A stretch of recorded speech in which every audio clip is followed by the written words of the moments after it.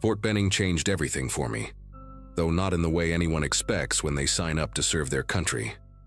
6 months ago, I was just another recruit fresh off the bus, 19 and convinced I knew what hard work meant from helping my dad run his construction business since middle school.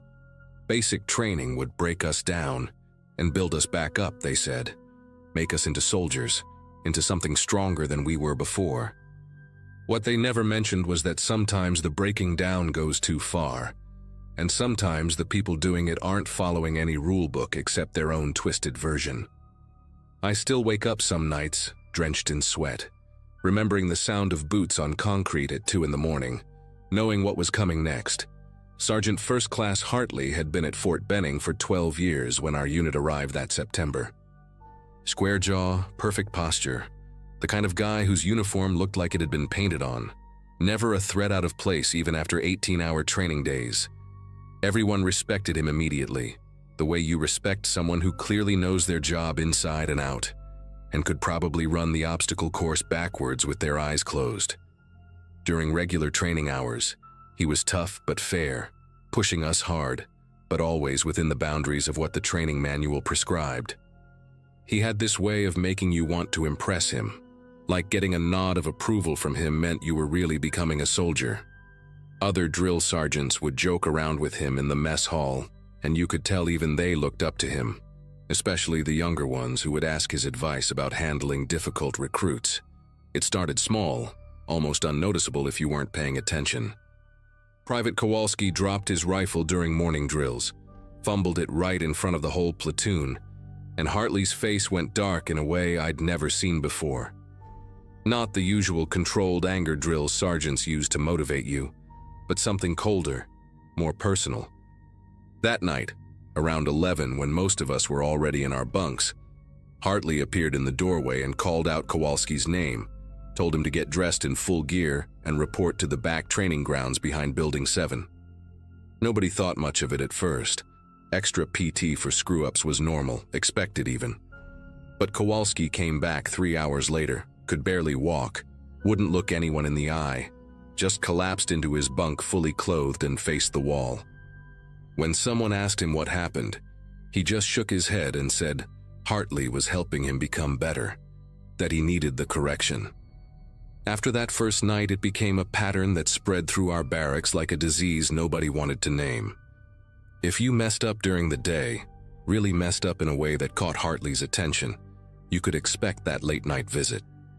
The chosen recruit would get dressed in silence while the rest of us pretended to sleep, though every single one of us was wide awake, listening to the footsteps fade down the hallway. They'd come back hours later, some limping, some holding their ribs, all of them with that same hollow look in their eyes. We started calling them corrective sessions among ourselves, whispered conversations in the shower blocks where we figured the noise of running water would cover our voices. One kid from Alabama, Private Jennings, tried to refuse once, said he was going to report it to the battalion commander, but Hartley just smiled and reminded him that going outside the chain of command was a serious offense, and besides, who would believe a struggling recruit over a decorated sergeant with 12 years of spotless service? My turn came on a Wednesday in October, about 6 weeks into training. During live fire exercises, I'd hesitated before throwing a practice grenade, held it a second too long while my brain processed the weight of what I was doing, and Hartley saw everything. He didn't say anything at the time, just made a note on his clipboard, but I knew what was coming. Sure enough, at exactly midnight, I heard those boots coming down the hall, each step measured and deliberate like he was savoring the anticipation. When he appeared in the doorway, silhouetted against the dim emergency lighting, he didn't even need to say my name, just pointed at me and then at the door. I got dressed with numb fingers, laced my boots tight, and followed him out into the Georgia night where the air was thick with humidity, and the crickets had gone silent, like even they knew to be afraid. Building 7 sat at the edge of the base, an old warehouse they used for storing equipment that hadn't been updated since Vietnam. Behind it was a dirt clearing surrounded by tall pines that blocked any view from the main base. The ground worn smooth from what I now realized were years of these sessions. Hartley had me start with push-ups, nothing unusual there, except he made me do them with my feet elevated on a crate while he placed his boot on my back, adding pressure every time I went down until my arms were shaking so bad I could barely hold myself up. When I finally collapsed, face first into the dirt, he grabbed me by the collar and hauled me up, told me weakness like mine got soldiers killed, got whole units killed, and he was going to fix me whether I liked it or not. For the next 2 hours, he put me through exercises I'd never seen in any manual, making me hold stress positions until my muscles cramped and locked up, bear crawling through the dirt while he kicked at my ribs if I slowed down, standing at attention while he screamed questions in my face about why I thought I deserved to wear the uniform, when I couldn't even throw a grenade properly. The worst part wasn't even the physical pain, though that was bad enough that I threw up twice and he made me keep going anyway, told me to swallow it down like a real soldier. It was the way he knew exactly how far to push without leaving marks that would raise questions during morning PT. A bruised rib here, a strained muscle there, nothing that wouldn't look like normal training injuries to anyone who didn't know better. He had it down to a science, probably perfected over years of doing this to recruits who thought they had nowhere else to turn. When he finally let me go, he grabbed my face with one hand, fingers digging into my jaw, and told me this was between us, that I should be grateful he cared enough to give me personal attention when most sergeants would just let me fail. Then he mentioned almost casually that Private Thompson from the previous training cycle had tried to file a complaint once, and wasn't it sad how he'd had that training accident that got him medically discharged before he could graduate. 3 days later, everything changed when Private Nguyen collapsed during one of Hartley's sessions and didn't get back up. We found out later from a guy who worked in medical that Nguyen had suffered kidney damage from dehydration and repeated blunt force trauma to his lower back, though the official report just said heat exhaustion and overexertion during voluntary additional training. They medevaced him out that same night, and by morning his bunk had been stripped and his name removed from all the rosters like he'd never existed. But that's when we started talking to each other for real, comparing notes in hushed conversations during equipment cleaning, and realized this had been going on for years. One recruit remembered his older brother mentioning something about a crazy sergeant at Benning who did special training back in 2016. Another had heard rumors from guys in different units about avoiding Hartley's attention at all costs. What really made my gut churn was when Private Foster, who had a cousin working admin at battalion headquarters, told us what he'd learned during a family day visit. Apparently, Hartley wasn't acting alone, and that was the scariest part of all. There were at least 3 senior officers who knew exactly what was happening behind Building 7, including Major Brennan and Lieutenant Colonel Walsh, and they'd been rotating Hartley between training companies every few years to avoid too many complaints building up in one place. Foster's cousin had seen requisitions for medical supplies that went specifically to Building 7, off-the-book stuff that never appeared in any official inventory, bandages and ice packs and prescription painkillers that Hartley would use to patch up recruits just enough to make it through the next day's training. They had a whole system in place, documented in folders that weren't supposed to exist, tracking which recruits had been through sessions and making sure none of them ended up in the same unit after graduation, where they might compare stories. We tried to be smart about it, gathered evidence where we could, took photos of bruises in the latrine mirrors using a contraband phone someone had hidden in the ventilation grate. Private Coleman started writing down dates and times in a notebook he kept inside his pillowcase, documenting who got called out and what condition they came back in. But they were watching us too, and I think Hartley could smell the rebellion brewing in our unit like blood in the water. He started calling multiple recruits at once for sessions, making us watch each other go through the exercises, forcing us to hold each other down or add weight to the stress positions, turning us against ourselves so we couldn't unite against him. One night he had 5 of us out there, and when Private Reese refused to put his knee on Private Gordon's back during push-ups, Hartley made all of us low crawl through the mud for an hour until Reese finally broke and did what he was told, crying the whole time while Gordon gasped underneath him. The breaking point came during week 9 when Private Foster, the one whose cousin worked in admin, decided he'd had enough and went straight to the Criminal Investigation Division office on base. He walked in there with Coleman's notebook, the phone with all our photos, and bruises still fresh on his ribs from the night before. 6 hours later, Foster was gone, transferred to another base for family emergency reasons, and Hartley called a special formation just for our barracks.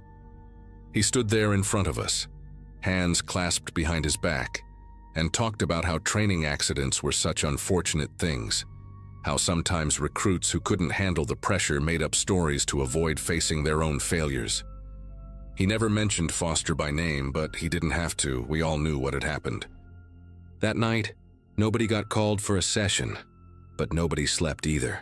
Just lay there in the dark wondering if we'd ever make it to graduation, or if we'd all end up mysteriously transferred or medically discharged before we could tell anyone what really went on behind Building 7. But Foster had been smarter than any of us realized, because before he went to CID, he'd mailed copies of everything to his father, a retired command sergeant major who still had connections all the way up the chain. 2 weeks later, the base was suddenly crawling with investigators from outside Fort Benning, people Hartley and his protectors couldn't control or intimidate. They pulled each of us in for interviews one by one, and this time when we talked, people actually listened and wrote things down in official reports that couldn't just disappear. Hartley was relieved of duty pending investigation, and watching him walk off base in civilian clothes instead of his pristine uniform was like watching a demon lose its power. Major Brennan retired quietly a month later. Walsh got transferred to a desk job in Pentagon, where he couldn't hurt anyone, and 3 other sergeants we didn't even know were involved got brought up on charges. The investigation found 17 years' worth of incidents, hundreds of recruits who'd been through those sessions, dozens who'd been seriously injured and silenced. Some of them came forward after hearing about the investigation, guys who were now stationed all over the world but still woke up in cold sweats remembering Building 7. They gave us all medical evaluations and psych assessments, and I spent 6 months in therapy learning how to sleep through the night again without hearing those boots in the hallway. I finished my training with a different unit, became a soldier the right way, the way it was supposed to happen all along.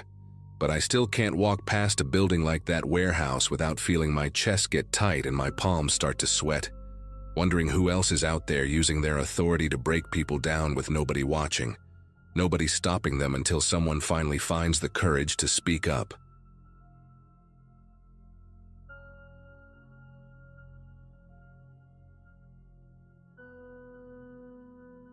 "40 pounds of medical supplies on my back, and I still didn't have enough bandages for what was coming. Forward operating base. Ridgeline had been my home for almost a month, carved into the mountainside like a concrete tumor overlooking 3 villages that hadn't asked for our help. Command called it a humanitarian stabilization effort, which sounded noble enough when you're sitting in an air-conditioned briefing room stateside. Up here, at 8,000 feet, where the wind could strip paint off vehicles and the locals watched us through cracked windows, those words meant something else entirely. 2 years out of medical training at Fort Campbell, and here I was, 24 and playing combat medic in a place where combat was supposedly over. My friends from high school were posting pictures of their new apartments and complaining about their bosses on social media. My boss carried an M4 and had a habit of reviewing casualty reports while cleaning his sidearm. Captain Morrison ran our unit like clockwork, which should have been reassuring but wasn't. Every morning, briefing followed the same script: hearts and minds, building trust, showing the locals we were here to help. He'd stand there with his clipboard, marking off daily objectives like we were running a grocery store instead of an armed outpost. My medical station was supposed to be the crown jewel of our presence here, proof that we brought healing instead of harm. Those first few weeks I actually believed it. Treated mostly respiratory infections in kids whose lungs couldn't handle the dust we kicked up with our vehicles. Set broken bones for farmers who'd fallen working their terraced fields. Distributed antibiotics like candy on Halloween. Morrison would stop by every evening to review my patient logs, nodding approvingly at the numbers, always reminding me to document everything properly for the reports that went up the chain. Everything changed on a Tuesday night in my 4th week.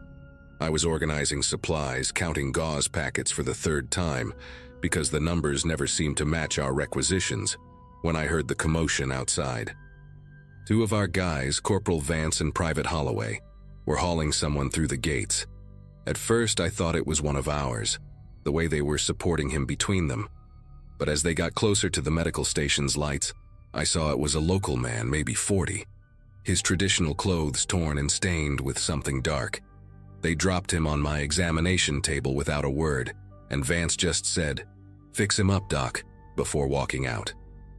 That's when I got my first real look at his injuries.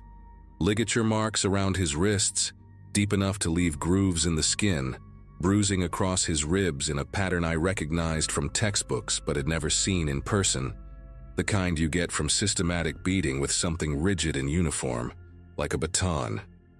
The man wouldn't tell me his name, just kept repeating something in Pashto that I didn't understand, his eyes darting toward the door every few seconds like he expected someone to come finish what they'd started. His breathing was labored, but not from any respiratory condition. It was fear, pure and simple, the kind that makes your chest tight and your hands tremble. I cleaned and dressed his wounds, documented everything in my official log with the kind of neutral medical language that strips humanity from injury. Contusions, multiple sites, abrasions consistent with restraint, careful not to speculate about cause in writing. While I worked, I noticed other things. His fingernails had dirt packed beneath them like he'd been clawing at something, trying to dig his way out. There was a number written on the back of his hand in black marker, 47, like someone had been keeping track, organizing, systematizing whatever had happened to him. I gave him water and some pain medication, watched him drink with shaky hands that could barely hold the cup steady. After about an hour, when the morphine had taken the edge off his pain, he finally spoke a few words in broken English. "Not fighter," he said, pointing to himself. "Teacher. Just teacher." He pulled out a crumpled ID card from his pocket, the photo showing him clean-shaven and smiling, standing in front of a chalkboard covered in mathematical equations. The contrast between that photo and the broken man on my table made something twist in my gut. Before I could ask him anything else, Sergeant Brooks appeared in the doorway, told me the patient was cleared for release. When I protested that he needed observation, possible x-rays for the rib injuries, Brooks just looked at me with this flat expression and said, Morrison wanted him gone by dawn. The teacher understood enough English to know what that meant. He was on his feet and stumbling toward the door before I could even grab his arm to steady him. That should have been my first warning, the moment I should have started asking real questions, but I told myself it was an isolated incident. Maybe he'd been caught up in something, wrong place at the wrong time. Maybe our guys had made a mistake in the dark. You tell yourself these things because the alternative means accepting that everything you're doing here is a lie. But then Wednesday night came, and they brought in 3 more. Same kinds of injuries, same numbered hands, 48, 49, 50. One was a teenager, couldn't have been older than 16, with electrical burns on his shoulders that formed perfect circles, the kind you get from direct application of current through metal contacts. His uncle was with him, number 49, missing 2 fingernails and with a shoulder that hung wrong, dislocated and left untreated for hours. The third was an elderly woman who wouldn't stop crying, not from pain but from something else, something that had broken inside her that no amount of medical treatment could fix. I was wrapping the teenager's burns when Morrison himself walked into my station, something he rarely did after dark. He stood there watching me work, his hands clasped behind his back like he was inspecting troops on parade.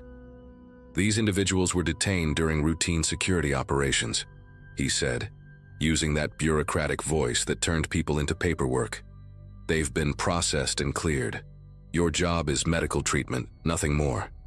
I kept my eyes on the gauze I was wrapping, asked him what kind of security operation leaves electrical burns on a kid who probably wasn't even shaving yet.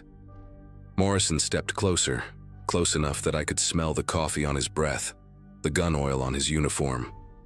Specialist, he said, and the way he said my rank made it sound like a threat. You're here to provide medical assistance. That's your lane. Stay in it." After he left, the teenager grabbed my wrist with his good hand, pulled me down close enough to whisper. His English was better than he'd let on in front of Morrison. "They come at night," he said, words tumbling out fast and desperate. "Take men from houses. Say we hide weapons, hide fighters. We hide nothing. My father, they took him 3 days ago. Number 31, he never came back. His uncle tried to shush him, terrified even in the relative safety of my medical station. But the kid kept talking. They have room in basement, under old school. They take us there, ask questions we cannot answer because we don't know. They write numbers so they know who talked, who didn't talk, who broke." I wanted to tell him he was wrong, that we didn't do things like that. But the evidence was right there under my hands, burned into his skin in perfect methodical circles. Thursday morning's briefing was like every other, Morrison going through his checklist while the squad leaders nodded along. I sat in the back, my coffee going cold in my hands, watching him discuss supply routes and patrol schedules like we hadn't been torturing civilians in the basement of an abandoned school. When he dismissed us, I followed him to his office, shut the door behind me.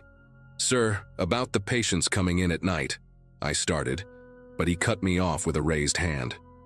"Those are enemy combatants who've been processed according to protocol," he said, not even looking up from his laptop. I told him about the teacher, the teenager, asked him how a math teacher qualified as an enemy combatant. That's when he finally looked at me, really looked at me, and I saw something in his eyes that made my mouth go dry. It wasn't anger or frustration. It was calculation, like he was solving a problem, and I was a variable that wasn't fitting into his equation. "Specialist," he said, leaning back in his chair. "You're a good medic, one of the best we've had up here. Your reports are thorough, your treatment success rate is exceptional, but you're young. You don't understand the complexities of counterinsurgency operations." He pulled out a folder from his desk, thick with papers, and set it between us. "Every individual we detain is identified through intelligence gathering, phone intercepts, human intelligence, pattern analysis. That teacher you're so concerned about? His cousin's neighbor's son joined the militants 6 months ago. The teenager? His uncle's phone number was found in a dead fighter's contacts. These connections run deep, and sometimes we have to apply pressure to find where the threats are hiding." He tapped the folder with his index finger. "This is bigger than your medical station, bigger than this outpost. This is about preventing the next bombing in a marketplace full of families, the next ambush that kills 18-year-old privates from Kansas and Ohio." I left his office knowing 2 things. They weren't going to stop, and I was now a problem that needed solving. That night I couldn't sleep, kept thinking about the numbers, about how systematic it all was, how many people had passed through that basement before ending up on my table, or not ending up anywhere at all. Around 0200 hours, I heard vehicles leaving the base, the familiar rumble of Humvees heading down into the valley. I knew what that meant, knew that in a few hours I'd have more numbered hands to bandage, more electrical burns to treat, more broken people to patch up just enough so they could be broken again. I got up, started preparing my supplies, laying out everything I'd need for trauma treatment: gauze, antiseptic, morphine, suture kits. The routine of it was almost comforting, gave my hands something to do while my mind raced through options that all led to the same dead end. By 0400, they were back. This time it was 7 people, numbers 51 through 57, and among them was a kid who couldn't have been more than 12. Number 54. His crime, according to the processing sheet Corporal Vance dropped on my desk, was suspected courier activities. The boy had a concussion, pupils uneven, responding slowly to light, the kind of head trauma you get from being slammed against something hard, repeatedly. While I was checking him for skull fractures, Morrison appeared in the doorway again, but this time he wasn't alone. Master Sergeant Kane was with him, a man who never came to the medical station, who most of us only saw during major operations. Kane had been in Afghanistan since the beginning, had that 1,000-yard stare that comes from seeing too much and caring too little. Specialist, Morrison said, his voice different now, colder. "We need to discuss your recent performance evaluations." It was a threat dressed up as bureaucracy, and we all knew it. Kane just stood there, hand resting casually on his sidearm, like we were having a normal conversation at a normal hour with normal people instead of a room full of tortured civilians. "Your rotation ends in 6 days, Morrison continued, checking his watch like the time mattered. "You'll be on the convoy back to Bagram, then stateside for leave. I'm sure you're looking forward to seeing your family, getting back to normal life." The way he emphasized normal made it clear what he meant. Forget what you've seen, keep your mouth shut, move on. Kane shifted slightly, his hand still on his weapon, and I understood the message completely. They had 6 more days to decide if I was going to be a problem that required a more permanent solution. The 12-year-old on my table moaned, trying to sit up, and Morrison's eyes flicked to him briefly before returning to me. "Of course, convoy routes can be dangerous. IEDs, ambushes, sometimes people don't make it to Bagram." He let that hang in the air between us, the implicit threat as clear as the numbered hands I was treating. "Do your job, specialist. Treat the patients, file your reports, and in 6 days you go home. That's all you need to focus on." After they left, I finished treating the boy and the others, working in silence while my mind processed what had just happened. They were giving me an out, but it came with conditions. Complicity through silence. 6 days of patching up torture victims. 6 days of pretending not to know what those numbers meant. 6 days of being part of a machine that ground up innocent people and spit out intelligence that probably wasn't even real. The boy's uncle came to help him walk out, and as they left, the man looked back at me with eyes that held no hope, no expectation of justice, just the resigned acceptance of someone who knew this was how the world worked now. I wanted to tell him I was sorry, that this wasn't what we were supposed to be, but what good would that do? I kept my mouth shut, cleaned my station, filed my reports with the same sanitized language that turned atrocities into medical procedures. 6 days. I made it through those 6 days by shutting down everything inside me that knew right from wrong, by becoming exactly what Morrison needed me to be, a cog in his machine, silent and efficient. On the morning of day 7, I was on that convoy to Bagram, and 3 weeks later, I was home. I never reported what I saw, never filed complaints, never spoke up.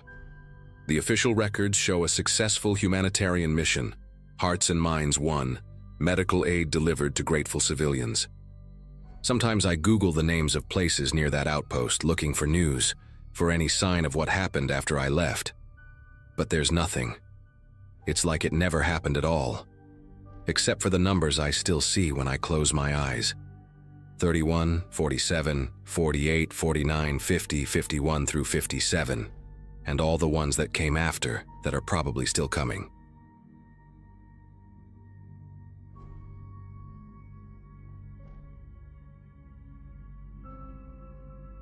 "12 years in the Army, and I walked away right before making staff sergeant, something my old squad still doesn't understand.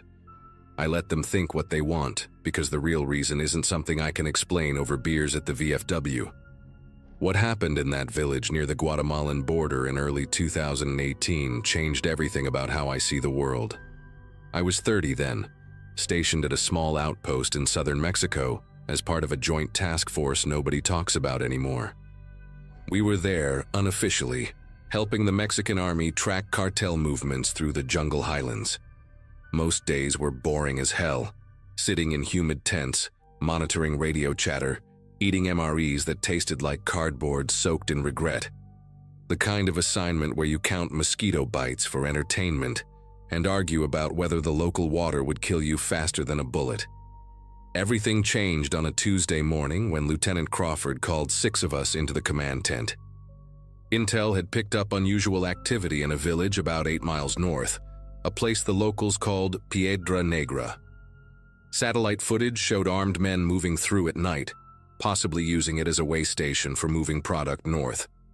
Crawford wanted eyes on the ground before committing to any larger operation. Simple recon, he said, in and out, 12 hours max. Me, Specialist Miller, Private First Class Dobson, Corporal Ramirez, Sergeant First Class Briggs, and Staff Sergeant Norton would hike in after dark, set up observation posts, and radio back what we found.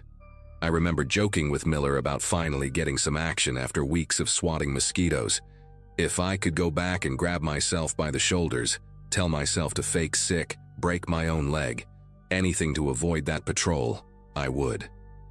We left at 2100 hours, moving single file through the jungle with night vision that turned everything into shades of green static. Norton took point, then Briggs, me, Miller, Dobson, and Ramirez bringing up the rear. The humidity was like breathing through wet cloth, and every step squelched in the muddy undergrowth. About 2 hours in, we hit our first waypoint, a ridge overlooking the valley where Piedra Negra sat like a cluster of dark squares against darker forest. Norton hand-signaled for us to spread out and establish our observation posts. I set up with Miller behind a fallen tree trunk, its bark crawling with insects that glowed white in the night vision. Through my scope, I could see cooking fires in the village, maybe 15 structures total, most of them simple concrete blocks with corrugated metal roofs. At 23:47 hours, Norton's voice crackled through the radio, saying he had movement on the north side of the village. Then Briggs confirmed, counting at least 12 individuals moving between buildings. I was adjusting my scope for a better view when the transmission cut into static. Not unusual in the mountains, but the timing made my neck prickle. Miller tried raising Norton on the backup frequency while I swept my scope across the village. The cooking fires were out now, and I couldn't spot any of the movement Norton had reported, just empty paths between dark buildings. Then Miller grabbed my shoulder, pointed to our 10 o'clock position. Through the trees, maybe 50 meters away, I saw them, 2 figures in tactical gear, moving low and fast toward Dobson's position. The way they moved, the equipment profile, these weren't cartel fighters. These were trained soldiers, and they were wearing our exact same kit. Miller and I exchanged looks through our night vision, that green-tinted moment of recognition that something was deeply wrong. I tried to raise Dobson on the radio, got nothing but dead air. The 2 figures had stopped now, taking cover behind trees, their weapons raised toward Dobson's position.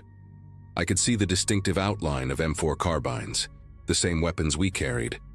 Miller tapped my shoulder twice, our signal for potential friendly fire situation. But these couldn't be friendlies. We were the only American unit operating in this sector, and the Mexican army used different gear entirely. I watched one of them pull something from their vest, and my gut clenched when I recognized the shape of a fragmentation grenade. Before I could key the radio to warn Dobson, the figure hurled it in a perfect arc toward his hide. The explosion lit up my night vision in a blinding white flash. Dobson's scream cut through the jungle for maybe 2 seconds before gunfire erupted from multiple directions. Not random cartel spray and pray, but controlled bursts, disciplined fire patterns I'd heard 1,000 times on the range. Miller was already returning fire while I tried desperately to reach anyone on the radio. Through the chaos, I heard Ramirez yelling in Spanish, then in English, then just screaming. More explosions, more muzzle flashes, but in the strobing light and shadow, I couldn't tell who was shooting at who. Miller pulled me down just as rounds cracked over our heads, splitting bark from the tree we'd been using for cover. I caught a glimpse of another figure sprinting between trees, same height and build as Norton, same way of carrying his rifle, but Norton's position was 300 meters in the opposite direction. Then I heard Briggs's voice, clear as day, shouting, "Contact left!" Except Briggs's position had gone silent 5 minutes ago. Miller grabbed my vest and yanked me backward into a small depression in the ground, just as another grenade detonated where we'd been seconds before. Mud and vegetation rained down on us. In the ringing aftermath, I heard bootsteps, multiple sets, converging on our position from 3 sides. Miller was bleeding from a gash on his forehead, trying to clear his weapon that had jammed with mud. I peeked over the edge of our hole and saw them clearly for the first time. 6 figures in perfect formation, moving with textbook squad tactics. Under the night vision, I could make out unit patches on their shoulders, the same patches we wore. One turned slightly and I swear I was looking at Ramirez's face, except Ramirez was supposed to be 200 meters behind us. The figure raised his weapon toward our position, and I saw his finger move to the trigger. We ran. No tactical withdrawal, no covering fire, just pure panic-driven flight through the jungle. Branches tore at our gear. Roots sent us stumbling, but we kept moving because the alternative was dying in that green-tinted nightmare. Behind us, voices called out using our own call signs, our own tactical language, but with something wrong in the cadence, like an echo that arrives too soon.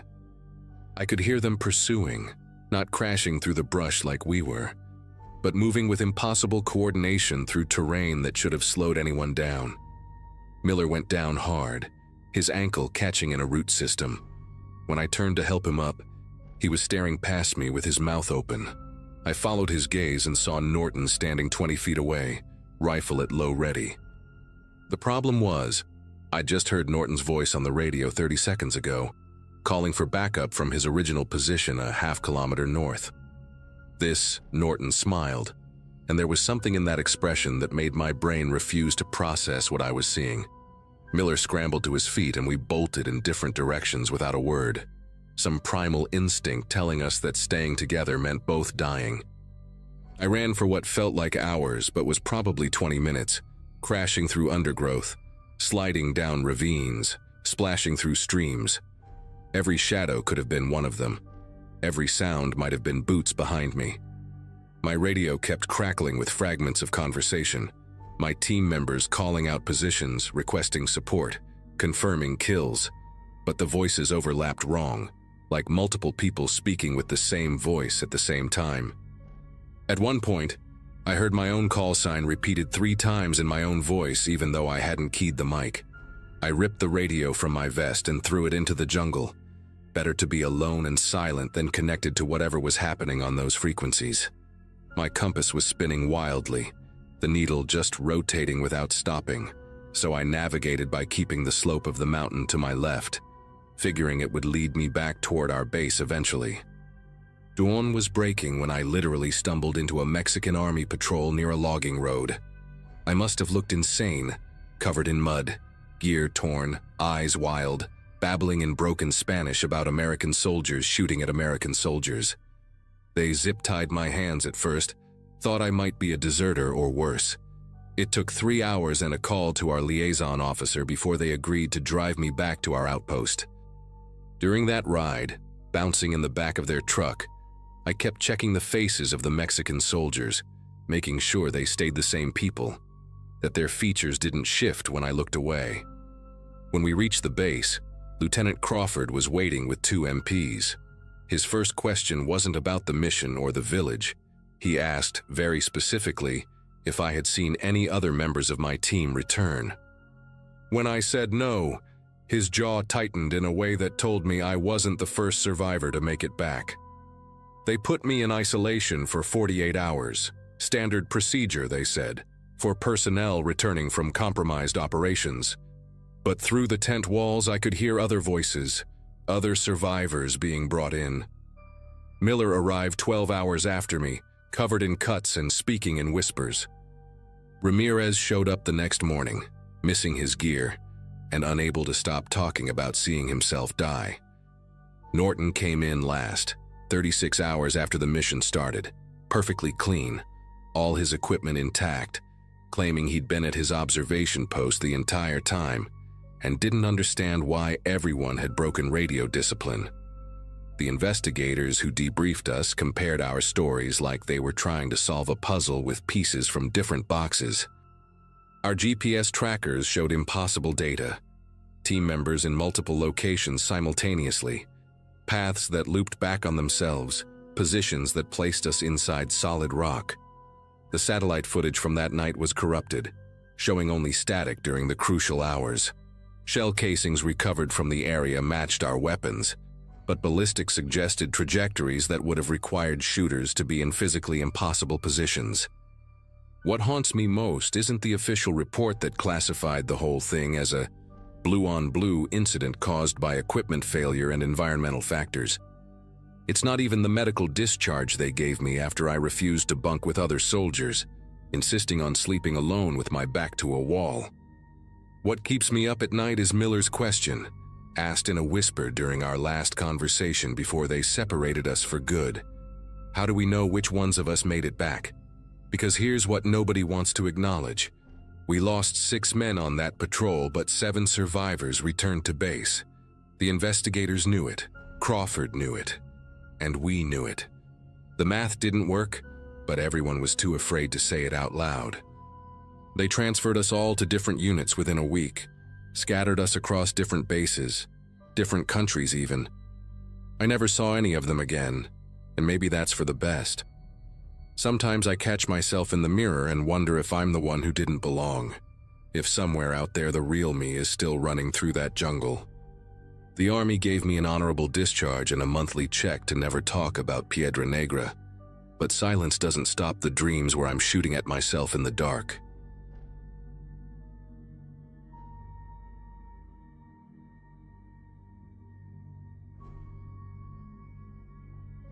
Captain Mercer just made Major, and 2 more soldiers are in the hospital because of him. My old squad mate called yesterday with the news, and I punched a hole through my apartment wall before I even realized what I was doing. 6 years have passed since Fort Irwin, since Jimmy Vasquez died in that desert, and that psychopath is still out there running training ops like nothing ever happened. I've kept my mouth shut for too long, signed their papers, took their threats seriously when they said my career would be over if I didn't play ball. But hearing about those kids in the hospital brought everything flooding back, and somebody needs to know what really went down that night in the Mojave, before more soldiers end up dead. August 2017 was hotter than Satan's armpit at Fort Irwin, with temperatures hitting 115 during the day and barely dropping below 90 at night. Our unit was there for a month of desert warfare training, mostly navigation drills and patrol exercises that should have been routine for a group of infantry guys who'd already deployed twice. Jimmy Vasquez was 22, this wisecracking kid from El Paso, who somehow managed to keep morale up even when we were all slowly losing our minds from exhaustion and dehydration. He'd enlisted right after his high school graduation in 2013, same year as me, and we'd been tight ever since we ended up in the same platoon at Fort Stewart. Kid had this thing where he'd carry twice the water he needed in his ruck, not because he was worried about himself, but because he knew somebody would run out and he wanted to be ready to help. That particular Monday started wrong from the jump when Mercer showed up to morning formation wearing his full combat gear in that heat, expecting us to be impressed or intimidated or some combination of both. He had this way of standing with his chest pushed out and his jaw clenched, like he was posing for a recruiting poster, except his eyes were always moving, always calculating who he could push and how far. First Sergeant Blackwood stood behind him looking uncomfortable, shifting his weight from foot to foot, and I remember thinking something was up because Blackwood was old school, the kind of NCO who'd been in since Desert Storm, and usually didn't let officers pull stupid stunts without at least trying to talk them down. But Mercer had everyone walking on eggshells after what happened to Staff Sergeant Novak the week before, when he'd questioned why we were doing land nav at noon instead of starting before dawn like the training schedule originally said, and suddenly found himself transferred to some supply unit in Kentucky within 72 hours. Mercer announced we'd be doing a 20-kilometer movement to our night navigation point, full combat load, no resupply until we reached the objective. The weather report had heat warnings all week, saying to avoid strenuous outdoor activity between 10 a.m. and 6 p.m., but there was Mercer at 11:30 in the morning, telling us to gear up while the sun turned the sand into a frying pan. Jimmy raised his hand during the briefing, asked if we could at least take extra water since we'd be moving through the hottest part of the day, and Mercer's face went from its normal shade of sunburned pink to this deep purple color. He walked right up to Jimmy, close enough that their noses almost touched, and said real quiet but loud enough for everyone to hear that maybe Vasquez needed to spend some time thinking about whether he had what it took to be a warrior or if he should transfer to the Air Force where they had air conditioning. After the briefing, Mercer pulled Jimmy aside and told him since he was so concerned about water, he could carry the squad's radio too, an extra 25 pounds of equipment in that heat. I watched Jimmy's face when he got that news, saw him bite down on his bottom lip the way he did when he was trying not to say something that would get him in deeper trouble. Specialist Carson tried to volunteer to take the radio instead. Said he was the RTO anyway, so it made sense. But Mercer shut him down with a look that could have peeled paint. We all knew what was happening because we'd seen it before with other guys who'd questioned Mercer's decisions. This systematic breaking down of anyone who didn't worship the ground he walked on. Except this time, we were about to march into the desert during the worst heat of the summer with a pissed-off captain looking to prove a point. We stepped off at noon sharp, the sun directly overhead turning our helmets into little ovens that cooked our brains while we walked. Within the first hour, 3 guys had already fallen back to the rear of the formation, their faces red as tomatoes, and their uniforms soaked through with sweat that dried into white salt stains before it could even drip off. Jimmy was up front with Mercer, carrying his regular kit plus that radio, and I could see him adjusting the straps every few minutes, trying to find a position that didn't cut off circulation to his arms. The sand was so hot it melted the soles of our boots where the glue held them together, and every step felt like walking through an oven that someone had filled with quicksand. Mercer kept increasing the pace, calling out cadence like we were on some motivational run back at Garrison, instead of a death march through the Mojave, and when Private First Class Hendricks stumbled and went down to one knee, Mercer made the whole platoon do 50 push-ups right there in the sand, while screaming about how weakness was contagious.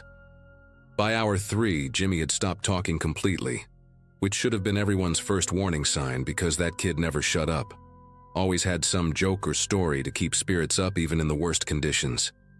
His face had gone from red to this weird grayish color, and he was swaying with each step like a drunk person trying to walk a straight line. I tried to catch up to him, wanted to take that radio off his back or at least give him some of my water, but Mercer kept me in my position, said any more disruptions to the formation would result in Article 15s for everyone involved. Specialist Washington whispered to me that he'd seen Jimmy dump out his last water bottle an hour ago, completely empty, and now he was just gutting it out on pure willpower and fear of what Mercer would do if he fell out of formation. The sun was starting to set when it happened, that golden hour light making everything look peaceful and beautiful, like some kind of sick joke while we were all dying inside. Jimmy took 3 more steps, then his legs just gave out like someone had cut his strings, and he went down hard, face first into the sand with all that gear on top of him. The radio made this awful crunching sound when he hit, and for a second nobody moved because Mercer had trained us so well not to break formation without permission. Then training kicked in, and me and Carson rushed to flip him over, get his helmet off, start checking his vitals while someone else called for the medic on their radio. Jimmy's eyes were rolled back in his head. His skin was dry and burning hot to the touch. No sweat at all, which meant his body had completely given up trying to cool itself down. And when I tried to find a pulse, it was going so fast, it felt like a hummingbird trapped under his skin. Mercer stood over us while we worked on Jimmy. Not helping, not calling for faster medical support, just watching with this expression on his face that I'll never forget, like he was disappointed Jimmy had proven him right about being weak. He actually said, and I quote this word for word because it's burned into my memory, that this was what happened when soldiers didn't maintain proper physical fitness standards and tried to take shortcuts. Carson looked up at him with pure hatred in his eyes and said, "Sir, Vasquez ran a perfect PFT last month, 300 score, and Mercer just shrugged and said heat casualties were usually pre-existing conditions that the Army didn't catch during recruitment." The medic was still nowhere to be seen, and when Washington tried calling again, we found out they were positioned at the finish point, 20 minutes away by vehicle on rough terrain, because Mercer hadn't wanted them slowing down the movement by being embedded with us. We tried everything we knew from our combat lifesaver training while waiting for that medic. Poured what little water we had left on Jimmy's neck and armpits, elevated his legs, fanned him with anything we could find. But his body was too far gone into heat stroke. His breathing got shallower and shallower, these tiny little gasps like a fish out of water, and then it just stopped altogether right as we heard the medical vehicle's engine in the distance. Carson started chest compressions immediately, while I gave rescue breaths, counting out loud to keep rhythm. But Jimmy's lips were already turning blue despite the heat, and his pupils were fixed and dilated when I checked them with my flashlight. The medics took over when they arrived, shot him full of drugs, and continued CPR all the way to the medical station. But we all knew he was gone, had been gone probably since before they even got there, killed by one man's ego and need to prove his authority. They pronounced Jimmy dead at the medical station 45 minutes later. Official cause listed as heat stroke, with complications from a previously undiagnosed heart condition, which was complete bullshit because Jimmy had just passed his physical 2 months before with flying colors. Within hours, Criminal Investigation Division showed up, but not to investigate Mercer, no. They came to interview us about whether Vasquez had been drinking the night before, if he'd been taking any supplements, if maybe he'd been hiding some medical issue from the command.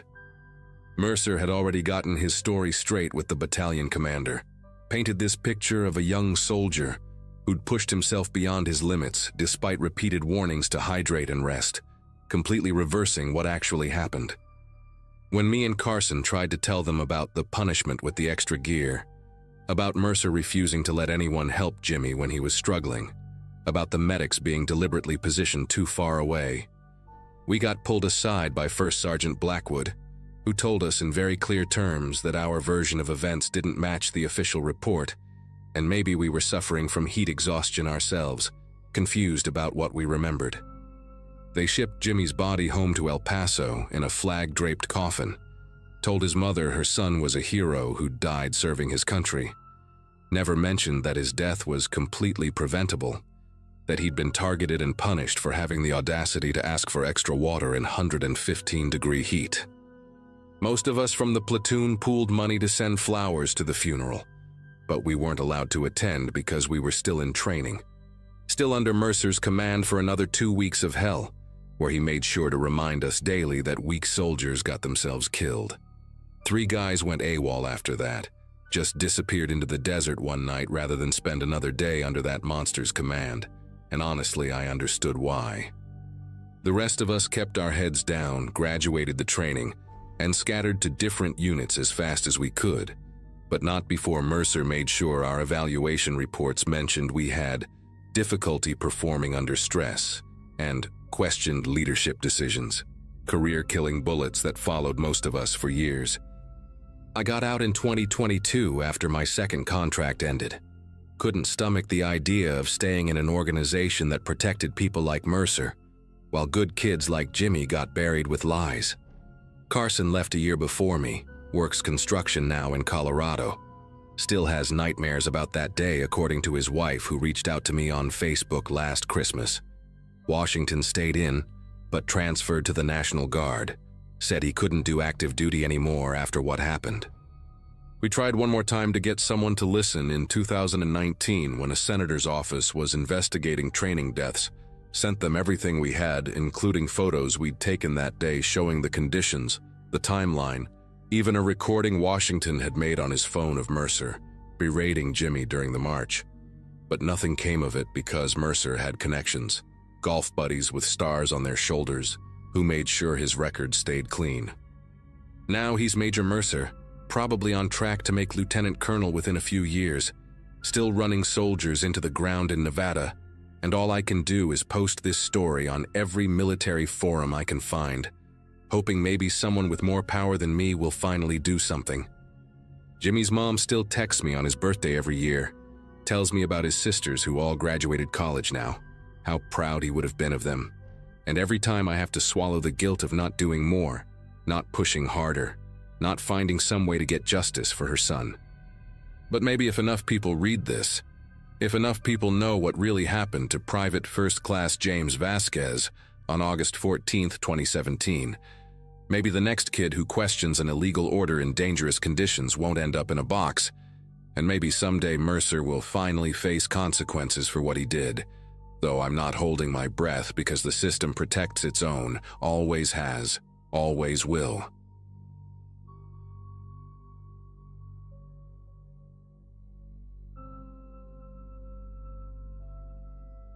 There's a specific kind of exhaustion that comes from spending 12 hours under a Humvee in the middle of winter, and that night, I had it bad. I'm a specialist in the Army, stationed out west, and I'd been pulling double shifts at the motor pool ever since my deployment orders came through.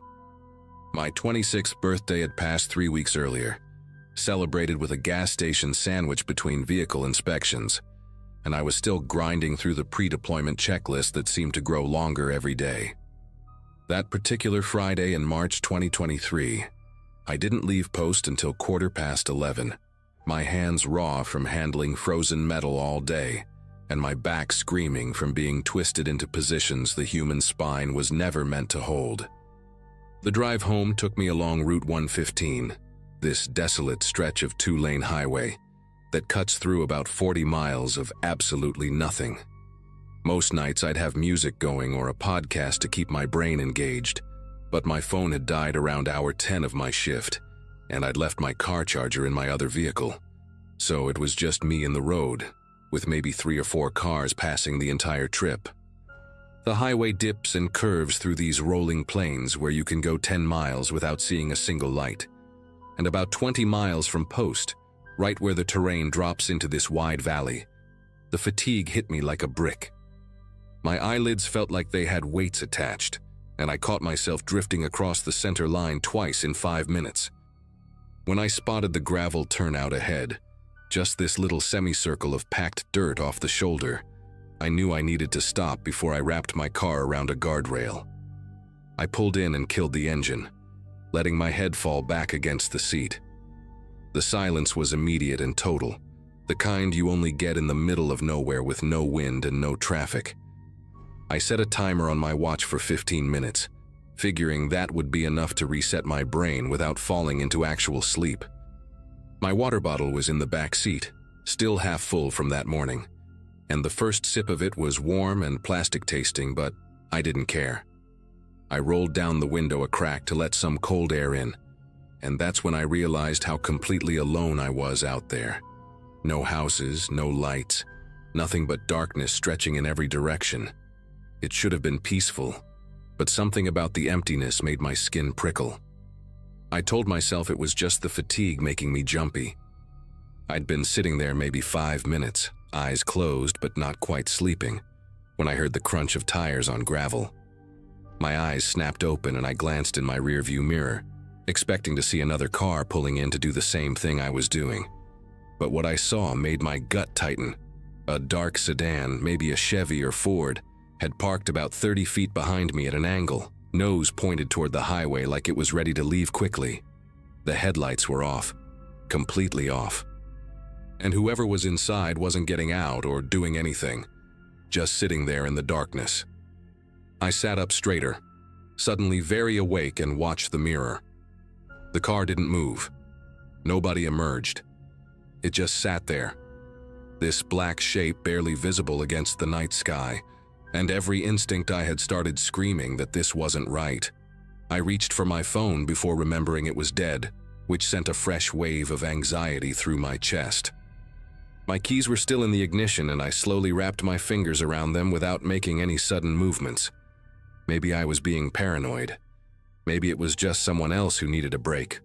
Or maybe they were lost and checking a map. But then why park so far back? Why keep the lights off? I kept my eyes on the mirror, barely breathing, and counted the seconds. 30 passed, then 60. The car still didn't move, and I couldn't see anyone inside because the windows were too dark. My training kicked in enough to make me assess the situation logically. One exit, blocked by the sedan. Open terrain on both sides, but my little Nissan sedan wasn't exactly built for off-roading through desert scrub. And if I started my engine now, whoever was back there would know I was spooked. Then the driver's door opened. I watched a figure step out, backlit by the dome light for just a second before it went dark again. Tall, maybe 6 feet, wearing what looked like jeans and a dark jacket, civilian clothes. The person closed the door quietly, too quietly, like they didn't want to make noise, and started walking toward my car. Not in a hurry, just this steady, purposeful walk that made my heart start hammering against my ribs. I sat perfectly still, my right hand still on my keys, my left reaching down to make sure my door was locked. It was. The figure kept coming, and as they got closer I could make out more details in my side mirror. White guy, maybe in his 40s, with short hair and a square jaw. Something about the way he moved was too controlled, too deliberate. When he got within 10 feet of my driver's side window, he raised his hand and knocked on the glass. 3 sharp raps that made me jump despite trying to stay calm. I cracked the window maybe an inch, just enough to hear him, but not enough for him to reach through. "Can I help you?" My voice came out steadier than I felt, and I was grateful for that. The man leaned down slightly, and in the dim glow from my dashboard, I could see his face clearly now. Clean-shaven, hard eyes, the kind of expression that gave away nothing. "Military police," he said, his tone flat and official. "Need to see your identification and registration." My brain stuttered for a second. Military police, out here, in civilian clothes, in an unmarked car with the lights off? Nothing about this made sense. Real MPs drove marked vehicles, wore uniforms or at least had visible badges, and they sure as hell didn't lurk in highway turnouts at midnight waiting for random soldiers. "Can I see your credentials?" I asked, keeping my voice level but firm. I'd been stopped by actual MPs before, and they always showed ID first. The man straightened up, and for just a moment something flickered across his face. Annoyance, maybe, or calculation. "Wait here," he said, then turned and started walking back toward his car.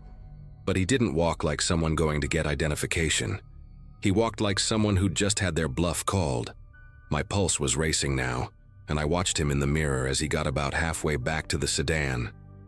Then he stopped, pulled something from his pocket that looked like a phone, and appeared to be texting or calling someone. That's when I saw the headlights. A second vehicle, a large SUV or truck, came rolling up the highway with its high beams off, just running lights, and it slowed down as it approached the turnout.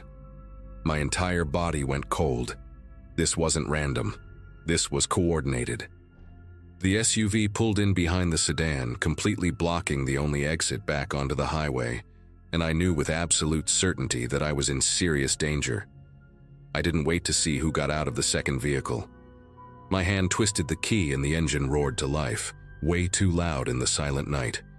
The man who'd knocked on my window spun around and started running back toward me, yelling something I couldn't hear over the blood pounding in my ears.